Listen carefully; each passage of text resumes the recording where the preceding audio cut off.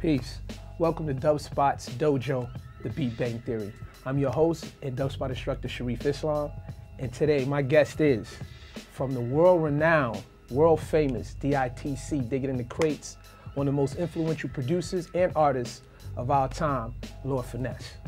What's going on? Peace. What's going on, man? I'm Good to good, have you. man. Good to have you. Good to have you, man. Great to be here, man.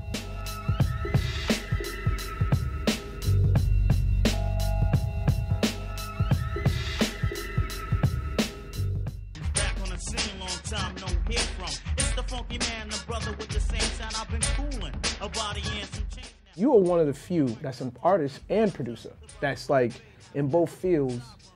You up there, you know. You got a lot of producers. I mean, you like one of the first cats that I know of that were doing it. You know, we got Eric Sermon. Yeah, I can name them. You got Yeah. Eric Sermon, you got Q-Tip, you got Redman, you got Lord Professor, you got Pete Rock. So a lot of people like you guys were like pioneers as far as artists and producing, and both good in both fields. I think for any artist that's coming in the game, whether it's hip hop, whatever, I think you should know what you're getting into. Right. You know, especially with music, because even if you have to talk to a producer telling them what you want, you got to be able to describe what you want. Let me ask you this: what was some of your favorite records that you produced, whether you were on them or you produced for someone else, and kind of like what made them your favorite? That maybe like, you know, your creative process in that, or you know, working with the artist. I think one of my favorite records is Off and On. Off and On? Okay.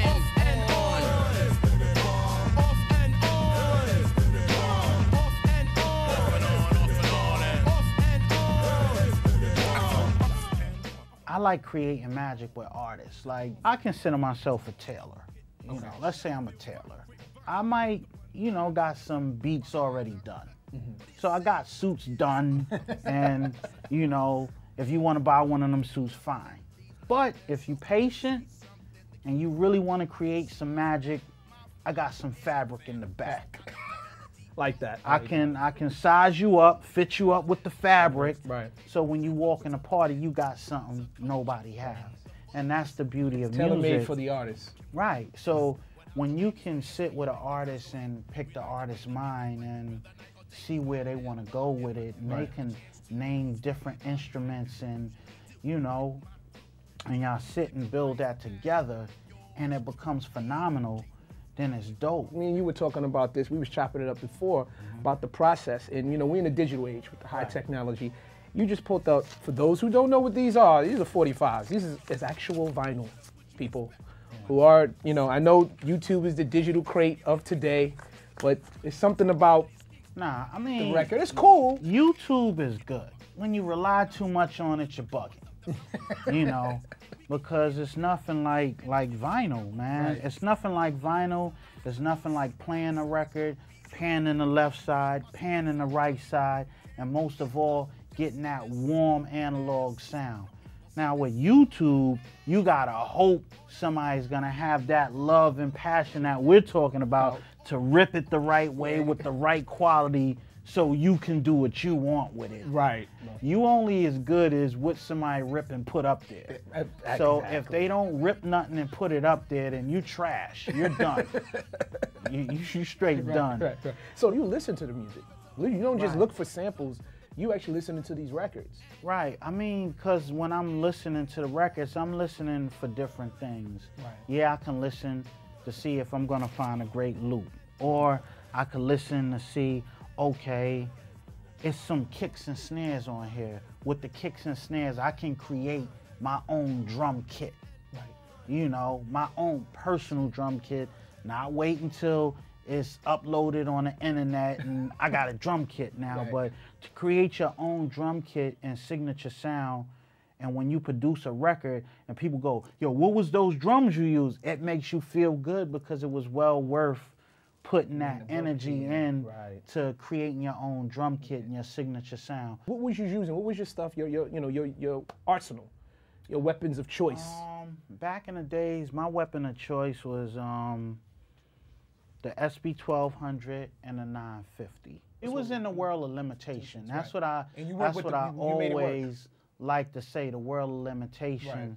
So when we created something phenomenal, knowing all the curves and the tricks that we had to do to make it sound the way it sound, it gave you a real incredible sense of pride that now when you have all this and it's limitless, I don't think a lot of producers of today's generation can appreciate the limitless because they wasn't limited.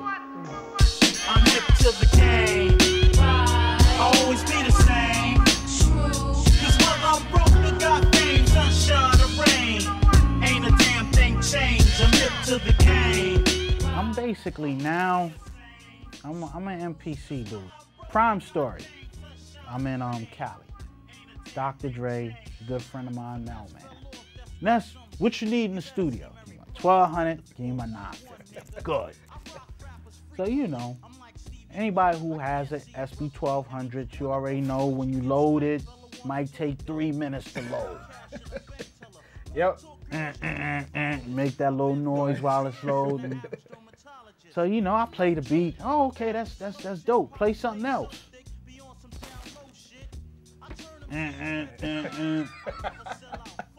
Now they playing beats. When they playing beats, they playing like 7, 8 at a time. Bow, turning off, bow, turning off, bow. And I just felt at that point, I felt like Fred Flintstone. I really felt like when keeping it real goes wrong. Until they came with this joint right here. Matter of fact, I was there when it was. But this was just an idea, it was a theory. And they gathered up different producers from all over the world to put their ideas into this machine. If you're an MPC person, it allows you to go to the next level without losing your past. I think when you pick a machine, it should always be chosen by your work habits. And the purpose of getting a machine is something that's gonna cut your workload. That's gonna make your work easier. It's gonna make it quicker. Not saying you should do a beat in 5 minutes. And if it happens, it happens. I'm not a 5-minute dude. So are you using software with this? I mean, I know this, because we know this is kind of like hardware, software. It's like you said, if your past and your future kind of come together. Yeah. But what software are you using? I love DAW? Ableton. Ableton dude. Live and die by Ableton. And I kind of use them together. Use them both standalones at the same time. Okay. I work my magic in Ableton, and then I consolidate my magic, and then I drop it into the MPC. So let's see what you got here. You brought some treats. You brought some. You're gonna educate us on your flow, and definitely the art of sampling.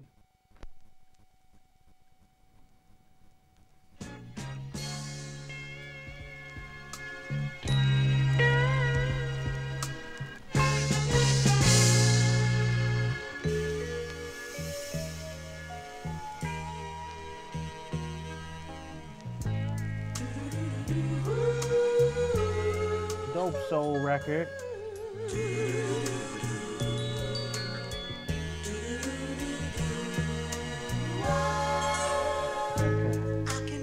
Now I heard all the pieces that I would need, and I kind of got them chopped up in here already, right? So let's go to main, right? So what I heard, I sped it up, right?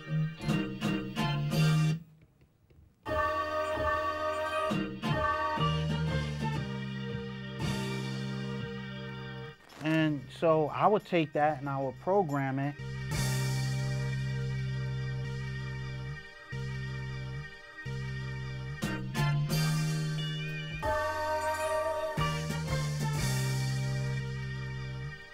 Compared to when we played the record and the record is sounding like, play it again.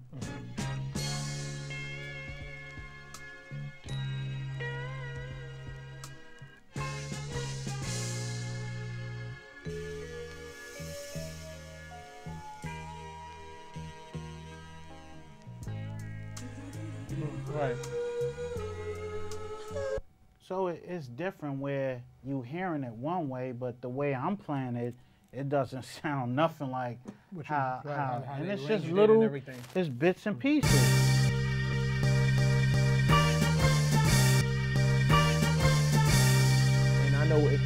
course, here at Dubspot, I go into just the art of chopping and sampling. Like, it's an art form. It's, you know, not anybody can just, you know, okay, I'm picking this piece to pick. You got to know the right things to chop. Your ear hears how you would compose it as an individual. It's like, oh man, I would take that and I would do this and I would do that. Like, I could pull different samples and I would rock different samples different ways. Like, and like I said, once again, you don't have to use the whole record. You could use a bit in a piece. I'm looking through my stack here. From different records. From different records, right? You know. Let me throw this on right. It's on 45.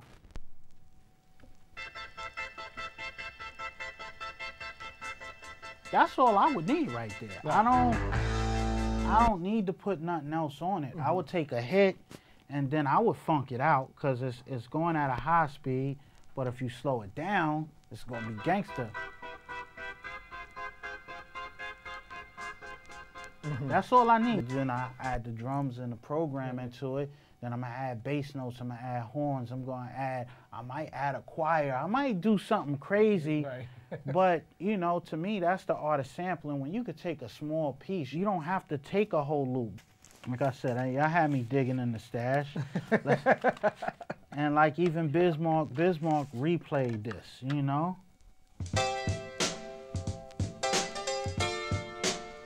Classic. Oh, baby, you got what I need. And then you got something like this where, you know, this might have been used, you might have heard it. Real gritty, real gangster.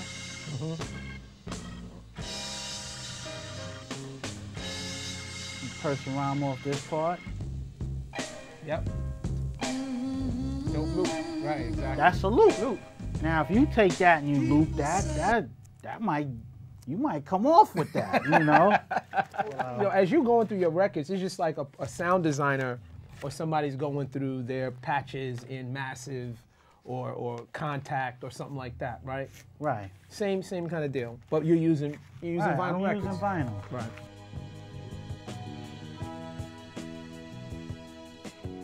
This is what you call a real musician, a real lover of the passions of art, the form. He's got credits, he's touring the world, he's etched in this music game, and he's giving love and respect to the old, new, and everything in between. And that's just, he just said it earlier, like he just loves music, man. You love music, that's inspiring. That's what it's about to me. Right. I came up following these icons, Marley Marl and Premier and Lord Finesse and Dr. Dre. These are icons. Right. Without a doubt, I want to give credit to my icons. They do it in rock all the time. Right. You know, the Beatles, Billy Joel, Bruce Springsteen, U2. I don't never hear the word "oh" when you say these great names. You're right. Only in hip hop, you start putting, oh yeah, that's some old school dudes. Why can't they just be icons? Why you gotta put "old" with it? Like, you know, these dudes are icons. These are legends. These are pioneers. These are trailblazers. Right. The level and the passion that I got for the people that inspire me to do music. Well, man, thank you again. Thanks for having me. Lord Finesse, man, pleasure, definitely. I'm honored. If you're interested in courses in LA, New York, and online, check out Dubspot.com. Peace. Welcome to Dubspot. We believe in providing you hands-on experience right away. Whether you're completely new to music and want to turn the sounds in your head into a musical reality, or you're an experienced artist looking to refine your skills and add new tools to your arsenal, we're ready to meet you at your level. For students of all ages, all levels, and all styles of music, Dubspot is here to help you achieve your goals. With course offerings both online wherever you are and at our school in the heart of New York City, we are ready to guide you through the next phase of your musical transformation. Whether you want to produce music, DJ, or do both, you've come to the right place. Come explore Dubspot for yourself. Become a part of our community and make music.